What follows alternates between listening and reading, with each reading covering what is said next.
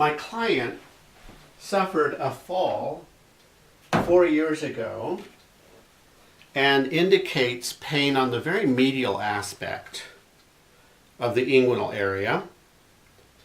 And when I palpate the pubic bone, she's symmetrical at the top, but when I come across the front face, she's equal at the top, equal at the middle part, but on the lower part, it's posterior. So that implies a sagittal rotation of the pubic joint. And so we come up from above and indent the abdominals, and now we're on top of that pubic joint.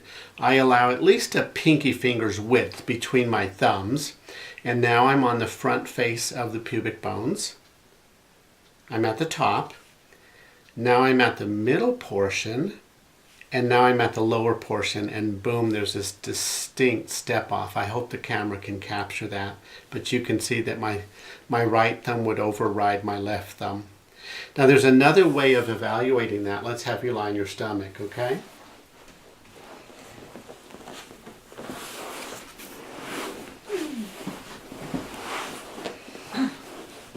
So the ischium on the back, on the lower third of the buttock, is pretty flat.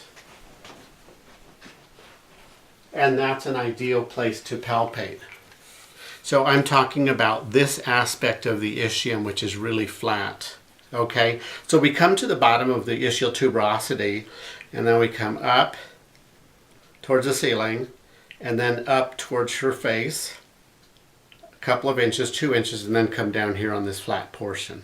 Okay, there's also a short ligament here called the sacrospinous, and there's also a longer ligament here coming off the bottom of the sacrum, the ILA, inserts on the ischial tuberosity called the sacrotuberous ligament.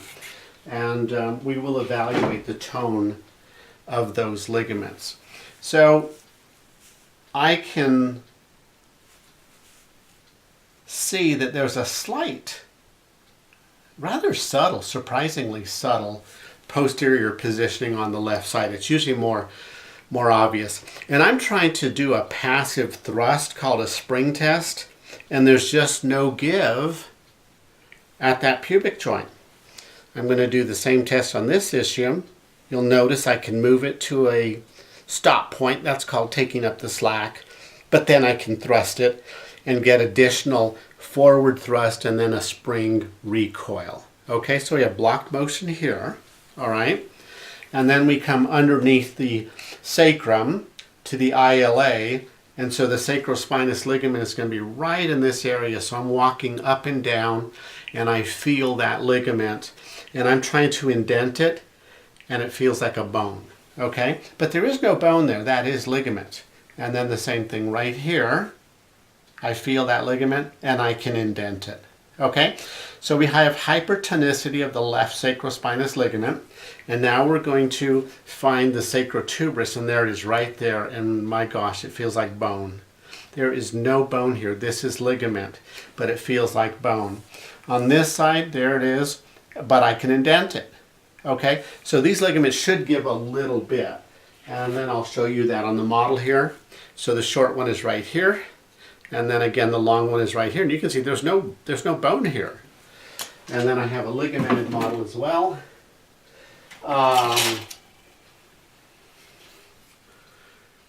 Here is the sacrotuberous ligament. And the sacrospinous is deep to that, a little hard to see. You can see it better in this image here, that horizontal. I hope you can see that. So the treatment is very straightforward. Usually it's a one-time correction. And what I'm going to do is have you lie on your back. And I use a fulcrum. I use this 2-inch by 4-inch by 8-inch styrofoam. Okay? So I place this under the ischium on the left side, and your left leg can straighten out. You can leave the other one bent. Okay? So we just place that under the ischium, and over the course of 5 minutes, that should derotate that. And this typically is a one-time correction. Kidding me. Okay? All right? So I'll set a timer. I'll come back in 5 minutes and we'll film the response to this treatment.